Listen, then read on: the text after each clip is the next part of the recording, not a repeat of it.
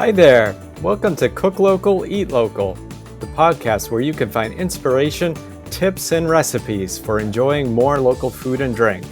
I am David Crowley, your host. In this week's episode, we'll be talking to Frances about how to make the most of a CSA share and get some ideas about what to do with this week's veggies. First, let's see what we have in this week's CSA. Okay. We've got more corn. Corn is still rolling in. A lot of beets, Swiss chard, garlic, and some jalapeno peppers. Keeping it spicy. Sweet potatoes, lettuce, romaine lettuce, and lemongrass. Frances Keller is the food blogger and recipe developer behind Cooking with Our CSA, where she focuses on seasonal recipes using all the produce she receives with each CSA box. On her blog and Instagram, Frances shares weekly meal ideas, recipes, and tips to help you cook deliciously nourishing meals with all the produce you'll find at your local farmer's market or CSA. Hello, Frances. Welcome to Cook Local, Eat Local. Hi, David. Thank you so much for having me. Yeah, glad to have you on here. I know it's been fairly recently that I became familiar with your blog, and we seem to share a lot of common interests. I know a lot of my episodes are like what we'll do today. I just picked up my latest CSA farm share yesterday. Sometimes the days blur together. And so in addition to hearing about some of your interests, we'll get a chance to chat about some of the veggies I picked up and get some advice from you. But before we delve into my weekly farm share and what we might do with it, let's get a little bit of your backstory. I'd like to hear maybe how your interest in cooking in general came about. If it's, some folks I know start cooking with parents or grandparents at a very young age. Others, like myself, came into it a little later. So let's hear how you got interested in cooking, and then maybe we'll take on the local food piece next. Absolutely. I definitely fall into the camp of learning to cook a little bit later. I really started this journey back in my early years as an educator. So my first career was in teaching, and much of the recognition points around dinners out with friends getting to be a little bit more expensive and needing to learn to kind of cook myself out of a milk carton. And that recognition point came one day where I burned 5-minute rice in front of my mom and sisters. And they Wow. looked at me like, That's a sign. You might need to do a little learning. I need to do a little learning. So I started just following along cookbooks and just following the recipe, right? And going, okay, I can do this. I can lean into this learning a little bit. And then it started to take off. So over time, this is before I would meet my husband, and then we would start a family, but all experimenting in the kitchen. And then about 2.5 years ago, so March 2020, it's just a big month. A lot of us have lots of memories connected to that.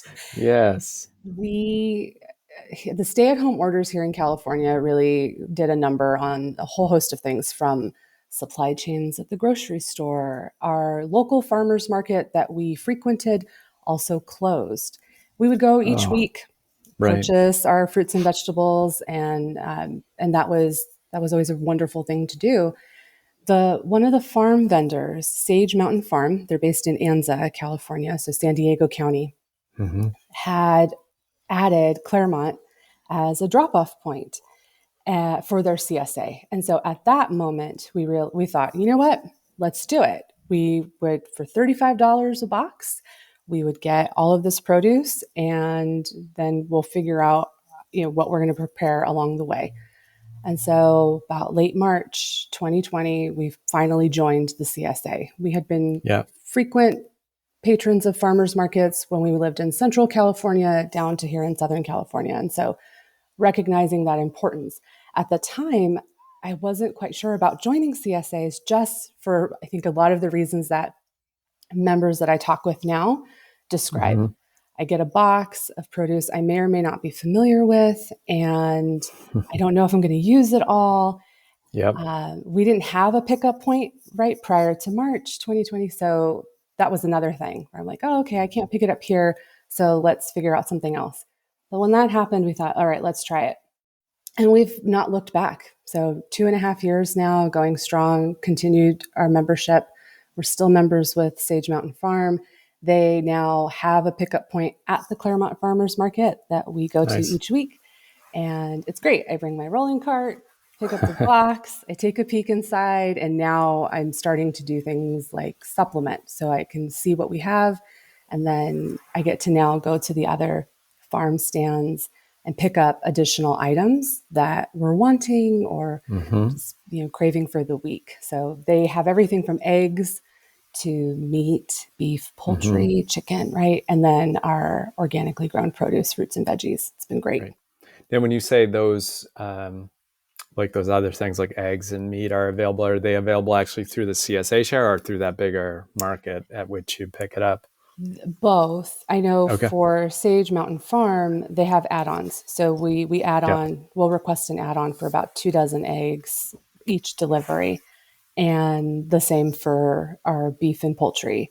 Uh, Mm-hmm. we we think about this even just quarterly. So I'll place a quarterly order for our meat products. Just and it's pushed us, I think, to think more conscientiously about how much meat we're consuming, Mm-hmm. given what the farm is able to produce and provide, Yep. where we're also storing it. So it's moved us to, I think, a way where we're mostly vegetarian, Mm-hmm. sometimes vegan, moderate meat, but Yep. 90% of what we're using to prepare meals at home is coming from the CSA share. Oh, that's great. That's a nice high percentage. And I realize we're delving into the conversation saying CSA. I'm guessing probably most people hearing this have a little familiarity with the term, but CSA does stand for Community Supported Agriculture. And I actually had ours in this area. I'm in the Boston area. It's called Warner Farm. I had somebody from Warner Farm on a month or so ago, and I think there are a lot of similarities across, CSAs, some differences, but it sounds like just to flesh out how yours works. So you get it every week. Um, did you get to pick like a size? I know a lot of CSAs have maybe a few options as far as how much, how much, small, medium, large. Do you have that kind of a choice or? Yeah, there's two options we have, a small box and a large box. The small Yeah. box, they'll gauge, it's a couple of pounds of produce that from their descriptions, the farm will say feeds about maybe 2 to 3 people. Yeah. We tried that first. So the first Mm-hmm. box delivery, we tried the small box size and then we went through it super quick. So then we Oh, realized, okay, good. let's upgrade to the large box. Nice. Feeds about 4 to 6 people Yeah. in a household. And so that helped. It's about maybe about anywhere from 4 to 6 pounds of produce in the box. Mm-hmm. We, unlike I think the farm share that you were describing, I was listening to that podcast episode Yeah. too. That we don't have customization. Okay. So for us, it really is the way I describe it, a puzzle box Yeah. of produce. We get all of the fruits and veggies, and we take it all out and we go, okay, what's here? And we don't have a whole lot of customization. We can put in a request, so Mm-hmm. send a note to the farm. The farm is super responsive. For us, it's Mm-hmm. just not something we've personally relied on. So Yeah. I kind of, and I think I've leaned into the adventure of what's in the box this week, and then trying to make sense of what we can do to plan meals.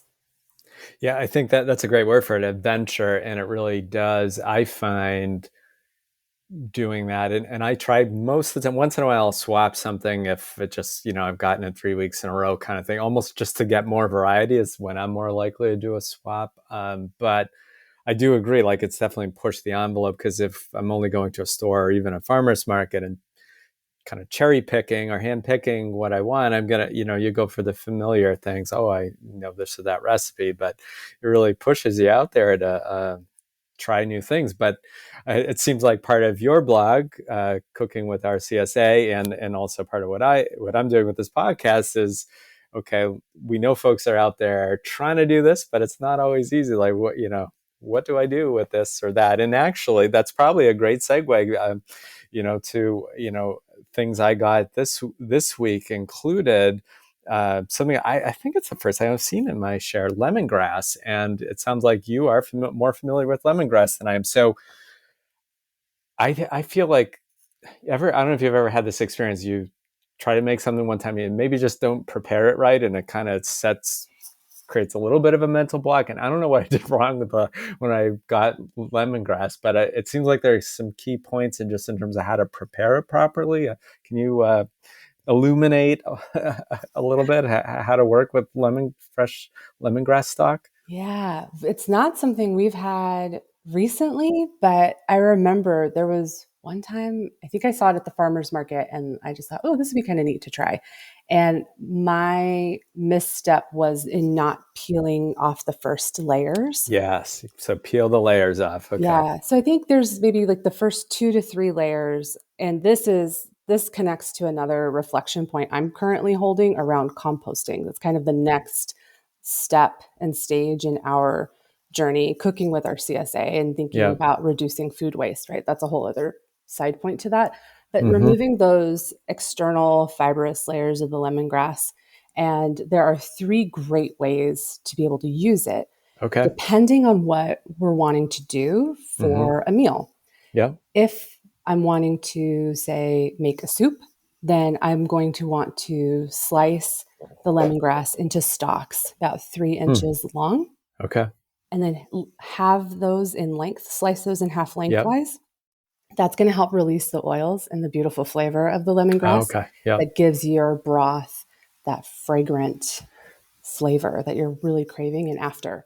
So So that's that's one. the way you slice it impacts the bringing out that aroma. That's probably why I didn't get this, because like I associate with like Thai food and being at a Thai restaurant, that smell, and I'm like, where's the smell? Yeah, So yeah. So yeah. that's one. The Okay. second, if we're wanting to use this in a stir fry, Mm-hmm. then again, right, we've removed those external layers and then Yeah. slicing it. I like to slice it on a diagonal Okay. and on a thin diagonal, right? Then So you yeah. get those like nice thin slices that'll crisp up beautifully in a stir fry. Mm-hmm. Yep. That's two. Okay. And then three, the third one's been my go-to, which is really Hmm. grating. So once you've Oh, removed okay. those outer layers, Yep. grate like you Mm-hmm. would garlic or ginger. And Yep. now you've got a wonderful base for a marinade. And then Oh, you can okay. That marinate your sounds tasty. chicken or your beef. Yeah. Yeah, that's been the way I've been using it most frequently. Nice. Oh, that sounds very good. One thought I had was I'm starting to, I don't know, do you get a lot of squash in your area? Or I somehow think, okay, so you're getting a lot of squash now as well. I was kind of wondering how similar or different. Obviously, we're in pretty different parts of the country, so you're seeing a lot of squash. I would, they're really starting to build up a little bit. And one of the strategies I have with CSA is also thinking, what do I have to use sooner rather than later versus what stuff will keep for a while. And squash, we have a cellar and down there. It will keep a while, but you got to be careful not to forget about it. We've done that before. That's not a pretty sight. But anyway, so I know I have a couple squash on there. I've done like sort of a Thai style squash curry dish with like a red chili paste. But I'm thinking lemongrass might be a nice addition to something like that. Yeah, there could be, I could see that. We're getting butternut squash in our box. So Yep. even I think boiling butternut squash with the stalks, with the Oh, lemongrass yeah, stalks, and we that's could probably create a interesting. soup Yeah. from that. That could be pretty good. Or ground chicken with the lemongrass, Yeah. making some maybe like meatballs to go into a soup. Soup right now, I'm craving soup. It's still warm here on the west, but I would hope, I know autumn weather will be coming and that'll be, soup season will be in full force here. Yeah, yeah, we've had a little bit of soup weather here. Not too much, but it's getting. I've made one big pot of Portuguese kale soup. There'll be more soup to come very soon, I'm sure. Well, great. As I told you, some of the other things I had in the box, I had some jalapenos, some garlic, some onions, and I think you had some thoughts around what to do, how to put some of those ingredients together. Yeah, I am on a salsa kick for us Okay. here. So I Yeah. think giving the jalapenos a nice char, if you are Hmm. able to find poblanos or tomatillos in your Mm-hmm. grocery store, giving Yep. those a really nice char, blend that all up with the jalapenos, take out the seeds. You can add Mm-hmm. seeds based on the level of heat you want. Right. But I've made a salsa verde with the tomatillos, some charred poblanos, jalapenos, and the scallions, Oh, that and a sounds little bit of good. lime juice. And yeah, we've had a lot of, we're getting a lot more limes right now. I think we're here in California, in Southern California, we're at this threshold of late summer, early autumn. So Yeah. I'm still getting like cherry tomatoes with butternut squash. So there's kind of this Yeah. Interesting. the dichotomy of seasons in Mm-hmm. play. And so there's that level of either salsa verde or an enchilada sauce. Mm-hmm. And then thinking like even vegetarian enchiladas that I've been making with butternut squash, some Oh, that black sounds good. beans, and then top it with the salsa verde. I have a preference for green enchilada sauce. I don't know why. It's just been really good. That does sound good. I did make a vegetarian enchilada with a green sauce last year, but I hadn't done, my go-to, I have a red sauce with like chipotles and stuff. That's pretty good. And, it's one of those things I don't make it so often that when I'm ready for enchiladas, I tended to break that out, but I need to branch out. So this is good encouragement to do Yeah. that. It's great. They're also freezer friendly. So that's been Mm, something we've practiced this summer, whether it's freezing pesto, so making pesto ahead of time, freezing it yeah. in freezer cubes, and then now we have that kind of for the months ahead. Yeah. The salsa verde and I made a green enchilada sauce, then Hmm. the same, it's kind of hanging out in the freezer waiting for the time Yeah. So you to just be freeze the used. sauce, not that you don't make the enchiladas, you just make the sauce. Okay. Right, Yeah. right. Nice. When most things are pretty freezer friendly, the only instances where I've run into not so much a challenge with it, but it definitely will change texture is if you're adding dairy. So, for Yeah. instance, like with Right. a pesto, I don't add the cheese. Yep. I'll Yep. right freeze that in their cubes, and then I'll add the cheese when I'm defrosting the sauce to use. Yep. Yep. So I've been talking about some of the things in my CSA. So can you give me an example of something you've had in a recent CSA and what you made with it that was particularly tasty? Oh yes, this week. So because we figure it's fall, we got the first of our butternut squash, and I did a big batch roasting with that. So my method is peeling the skin off the Mm-hmm. butternut squash and then slicing it into cubes. I cut the bottom portion where we have the seeds, cut Yep. that in half, scoop them out, right, and Yep. then dice it all up. And it's a big sheet pan tray, oven set to about 375, Mhm. and olive oil, sliced onion. I added maybe 4 or 5 garlic cloves, kept them in with the skin on. Oh, okay. Yep. Red chili flakes, kosher salt and Mm-hmm. pepper, and roasted those until they got all nice and caramelized. Yep. Pureed, took the garlic out of the skins and Mm-hmm. pureed everything together. I think I added Oh. some Hmm. herbs like fresh thyme and Yep. rosemary to the Mm-hmm. mix. Mm-hmm. That puree got us Mm-hmm. 3 dinners out of it. So Wow. we made a pizza sauce one night, Huh. That's a different kind of pizza. Yeah. different kind of pizza with fresh mozzarella, Hmm. red roasted red peppers, Yeah. Hmm. Italian sausage that we got from our local Italian market, and a little bit of grated Gruyere. That was really good. Huh. Very And then creative. That sounds tasty. it was really tasty. I have this like quiet mission to convince my husband to try like all of these different things because he's very Okay. classic pepperoni and cheese. And I'm like, Oh, yeah. let's try this butternut squash sauce. And he's like, I don't know about this, but Yeah. it turned out really delightful. Hmm. The next night we made ravioli. So Oh, okay. I fresh ravioli pasta, and then I Yeah. used that puree as the filling, Oh, yeah. That sounds good. Yeah. brown butter and thyme Mm-hmm. sauce. That was delicious. And then the final night, the last of that puree with a little bit of ricotta to Mm-hmm. make lasagna roll ups. And so I Yeah. had the Oh, puree, nice. ricotta. We had a mix of greens, arugula, broccoli greens, Mm-hmm. and chard. So I sauteed a bunch of that together with some Mm-hmm. garlic, added it to the puree mix, Mm-hmm. rolled it up with pre cooked lasagna noodles, and then made a bechamel. topped it all off, baked it, and that was pretty delicious. So Wow. it gets highlighting. This is where I have a philosophy around batch cooking, Hmm. that you don't have to prep full meals Yep. and have. I've seen that, right? So there's Hmm. a group of folks that like to do that. Totally fine.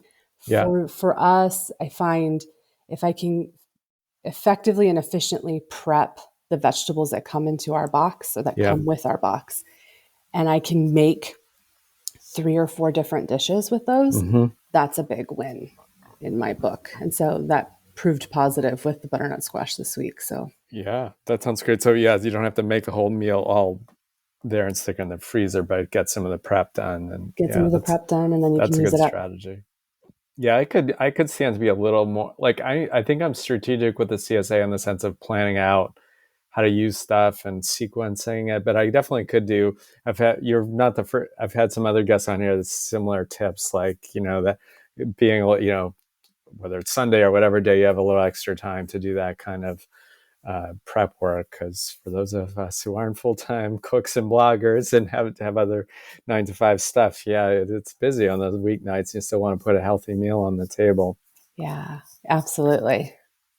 Yeah, the yeah, that sounds good. One of the other things you were hitting upon that I think, if you want to speak to a little bit more, which is I'm sensing from what you're describing that you're not necessarily, you're kind of the way like your greens, for instance, can be used somewhat interchangeably. Like you're kind of, it doesn't sound like you're just sticking to a recipe. Oh, I need kale, I need this, but you're kind of, do you want to talk about how you think about putting together the ingredients that that come to you in the CSA box? Absolutely. There are a couple of practices I use when getting the box. Our pickup day is Sundays. Yeah. And so Sunday is a great day. I go to the farmer's market, grab the box, I take a quick peek to see what's there. Come home, I lay it all out on the table. On Instagram, I do a talk through in stories. So I Oh, that's a start good to idea. kind of map out what we have and what are some of those dinner ideas.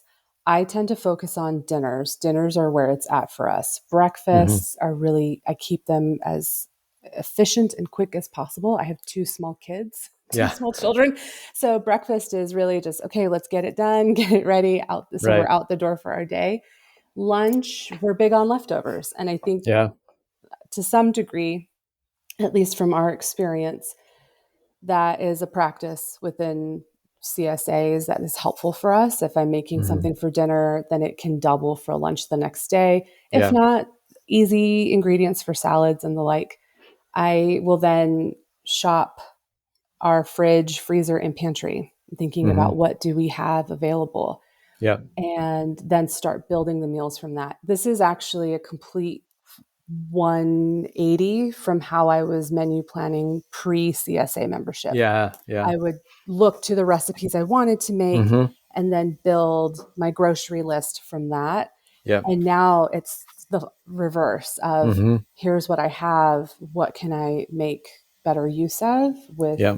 and maximize the produce. With regard to the greens, that was a learning arc for me in Hmm. terms of tasting greens and Yeah. trying to distinguish, because sometimes chard looks like bok choy depending on the size and the Yeah. color. Hmm. And early on when I in our membership, so I would message Phil and Amy at the farm with a picture and going, Yeah. is this what I think this is? This arugula or is this something? And Right. so that's always been super helpful. And I think it's a Hmm. great recommendation and offering to those who are thinking about CSAs, that if you've joined and you receive something in your box that you're not familiar with, message the farmer. They're Yeah. happy to answer those questions. And it gives us an Totally. opportunity to really build a relationship with our farm and Hmm. farmers, Yeah. and in ways that have just been really fruitful. So now I Hmm. can distinguish between chard and beet greens. Hmm. And I will even take just little pieces of the leaves, give eat them really quick, and I go, okay, these are beet greens. Yeah. And then I have my process for, all right, what am I sauteing them this week? Am I going to Hmm. have time to do that? Or we have a lot of other greens, maybe I'm going to wash them, give them a quick chop toss them in a freezer bag and use them for smoothies for the morning breakfast. Mm-hmm. And that's been an awesome way to get more veggies in my kids because Yeah, then they that's won't great. know, like, be greens. And Perfect. Hopefully they're not listening. so Probably not. probably not, no. But that's been one helpful way. And it's also been some trial and error. Uh, with the greens we got last week, yeah, I figured, arugula, broccoli greens, and chard, Mhm. thinking about flavor profiles within the greens, but they also work really nicely together. You Yeah. get a little peppery kick, Mm-hmm. and then you have some of the dark leafy greens. I didn't saute in the instance of the lasagna roll-ups, for example. It's just taking a couple cups. They cook down as greens do, and then I'm now thinking I was using it for mixing ins for salads, for Yeah. instance, and Yep. it's been good. Yeah. That sounds good. Yeah. Very strategic and tasty at the same time. Do you have, we're getting close to the end of our time. Do you have any other tips? Because it sounds like you've definitely done a lot of good learning over the last couple of years of doing the CSA. Any other great tips that you don't want to leave without sharing with the audience here? Mm, yeah, I would say there's so much. That's a really good question. I mean, apart from the taking that initial scan of the box and drawing from even cookbooks or food bloggers or chefs that, and cuisine types that really resonate with us, that there's so much inspiration to be found within each box. I think the Yeah. biggest piece of not hesitating to reach out to the farm, to have, I think probably the biggest one maybe around if joining a CSA, if Mm-hmm. thinking about joining a CSA is just doing that initial outreach to the Mm-hmm. farm. If you're able Yeah. to visit, go visit. Yeah. If you're able to try a box, some farms offer that as an Oh, option. yeah. It's a good idea. Then being able to do that, and you can get a sense of what's available.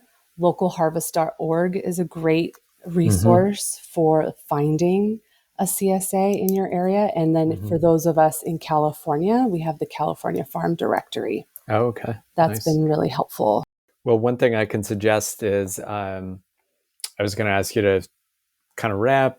You can share, let us know where to find you on the web and on social media. And also, if you have specific recipes that you've referenced or that sort of relate to things you're talking about, I can add those links to the show notes page. And so folks who are driving, as I often am when I listen to podcasts, don't have to pull over to try to write this down. You can go to cooklocaleatlocal.com and we'll redirect over to your site and any of the specific recipes. So tell us where, but for somebody who might have a good memory or a pen at hand, where can they find you? Absolutely. On Instagram, it's my first name, last name, Frances Keller. And the blog is cookingwithourcsa.com.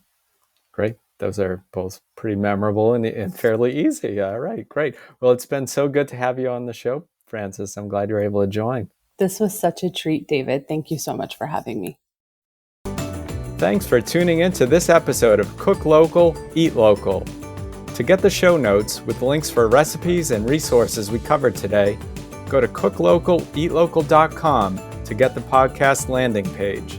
And please be sure to subscribe to Cook Local, Eat Local wherever you get your podcasts. Make it a great day with some tasty local food on your plate.